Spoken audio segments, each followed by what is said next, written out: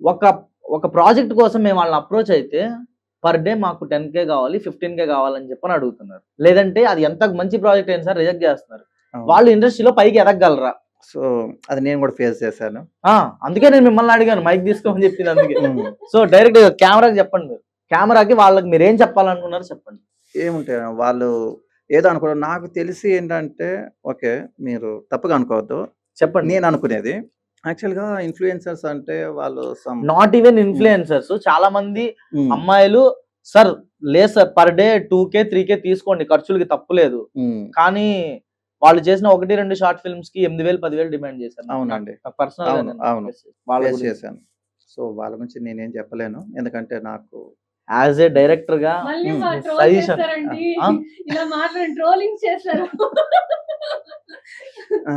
మీరైతే చెప్పలేను, బట్ నేను ఖచ్చితంగా చెప్తున్నాను, ఎవరి ఒపీనియన్ వాళ్ళది. Opinion is opinion sir. కానీ ఒక మనిషిగా ఒపీనియన్స్ ఉండొచ్చు, కానీ ఒక డైరెక్టర్ కి పెయిన్ ఉంటుంది. డెఫినెట్లీ ఒక ఇండస్ట్రీ పర్సన్ తెలుస్తుంది. ఇప్పుడు నేను థియేటర్ ఫిల్మే చేస్తాను, లేదంటే నేను నాకు రెమ్యునరేషన్ ఇస్తేనే చేస్తానంటే, సపోజ్ ఇప్పుడు నేను మీకు ఒక ప్రాజెక్ట్ కి రెమ్యునరేషన్ ఇవ్వకపోవచ్చు, ఆ ప్రాజెక్ట్ హిట్ అయ్యి ఆమెకు ఒక పేరు వస్తే ఆమె లైఫ్ చేంజ్ అయిపోద్ది. మీరు వదులుకునేది ఆ 4,000 8,000 10,000 కాదు, అలాంటి ఒక లైఫ్ వదులుకుంటారు. అవునండి, ఇది మాత్రం ట్రూ, నిజం. ఎందుకంటే నేను నాతి చిరామెకి సో కాస్టింగ్ చాలా మంది నేను ప్రొఫైల్స్ చూడడం జరిగింది. సో వాళ్ళు ఏంటంటే ప్రజెంట్ నేను ఎక్కువ పెట్టే పరిస్థితుల్లో లేను. సో ఏంటంటే ఇప్పుడు మనకి పీజియన్ క్రియేషన్స్ కూడా అది కూడా చిన్నది, ఇప్పుడిప్పుడే వస్తుంది అది. సో ఆ ఛానల్ కూడా పెద్ద ఛానల్ ఏం కాదు, చిన్న ఛానల్, ఇప్పుడే కొత్తగా స్టార్ట్ చేశారు. సో ప్రజెంట్ వాళ్ళు అంతగా ఇచ్చుకునే వాళ్ళ రేంజ్కి తగ్గట్టు ఏమన్నా కూడా వాళ్ళు ఏంటంటే మరి ఎందుకు అలా అంటే హ్యూజ్ అమౌంట్ అడుగుతున్నారు.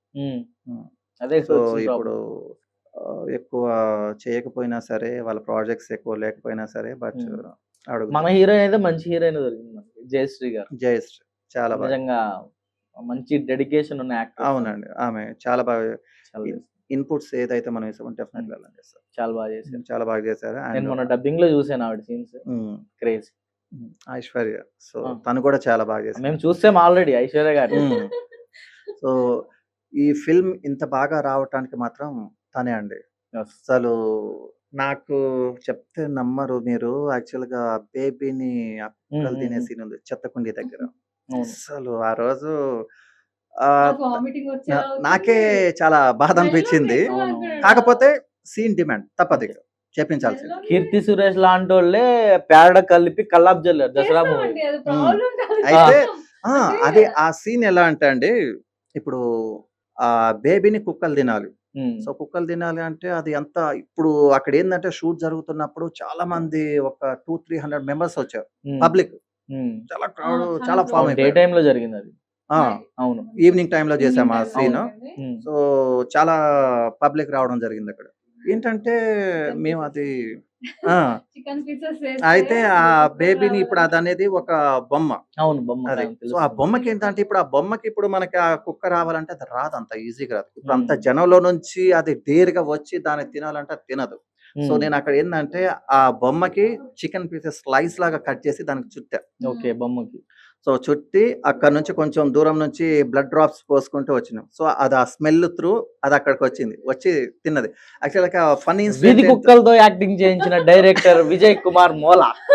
థంబ్నెయిల్ ఇదే చేసుకోండి, సూపర్. సో అది ఫస్ట్ జరిగిన ఫన్నీ ఇన్సిడెంట్ ఏంటంటే, నిజంగా తెలియదు నాకు, కుప్ప తొట్టి దగ్గర కుక్క వచ్చి పిల్లోడిని తినడానికి వచ్చింది, చికెన్ ముక్కలు వేసి కుక్కని రప్పించారంట, వీధి కుక్కని. అది సో ఆ బొమ్మకి మొత్తం చుట్టాము, స్లైస్ లా కట్ చేసి చుట్టాము. అది వచ్చి ఫస్ట్ దాన్ని ఎత్తుకొని వెళ్ళిపోయింది. మళ్ళీ ఇక దాని వెంట పడి మళ్ళీ దాన్ని తీసుకొచ్చి మళ్ళీ కంటిన్యూటీ షాట్ మళ్ళీ చేశాను.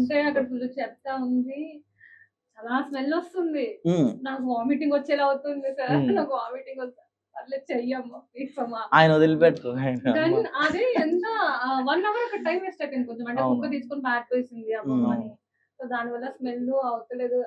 ఆ రియల్ గా ఏడ్చాను నేను ఆ సీన్ లో, రియల్ గానే వచ్చింది. కానీ నిజమండి, అసలు చాలా బాగా చేశారు. Super sir. It's time to promotion. So మీ ఇద్దరు ఆడియన్స్ కి ఏం చెప్పాలనుకుంటున్నారు? చెప్పండి. ఏం చెప్పాలనుకుంటున్నా అంటే నేను జననిని చూడండి. ఇంకా చాలా మంది చూడాలి. చూస్తేనే అప్పుడు మంచిగా మాకు వ్యూస్ వస్తది.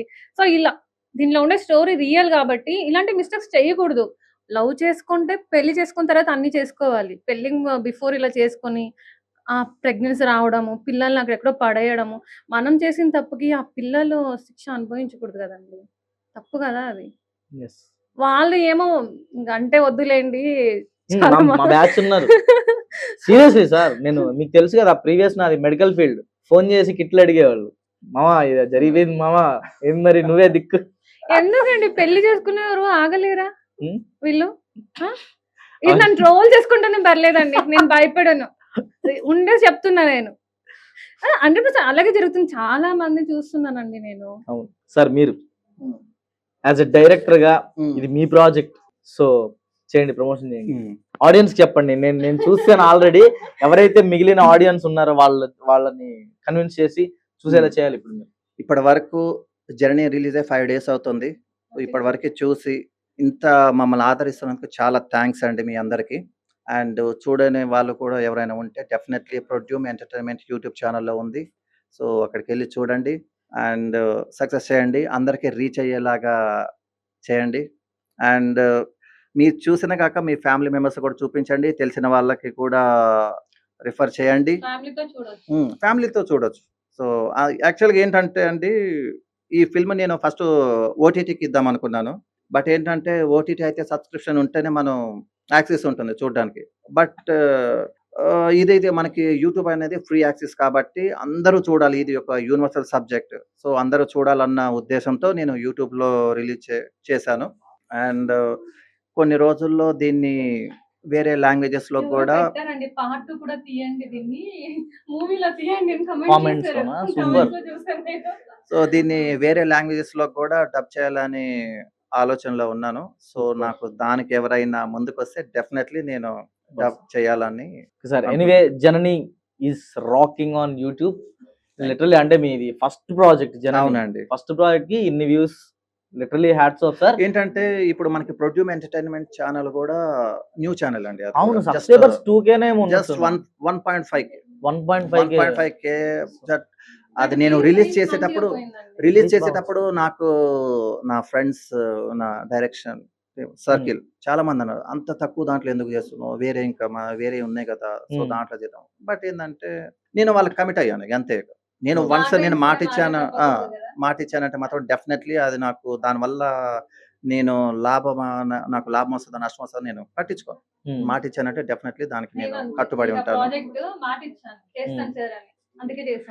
సో ఇక నేను డెఫినెట్లీ నేను వాళ్ళకి మాట ఇచ్చాను. సో దాంట్లోనే రిలీజ్ చేశాను. జస్ట్ 1.5K ఉన్న చిన్న ఛానల్ కూడా ఇంతలా పబ్లిక్ ఆదరించి, ఆడియన్స్ అందరు ఆదరించి మా మూవీని ఇంత సక్సెస్ చేసినందుకు అందరికీ హృదయపూర్వక.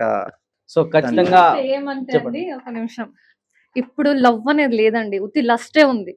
ఖచ్చితంగా మీకు ట్రోల్స్ గ్యారంటీ. అవును, లవ్ అనేది లేదు.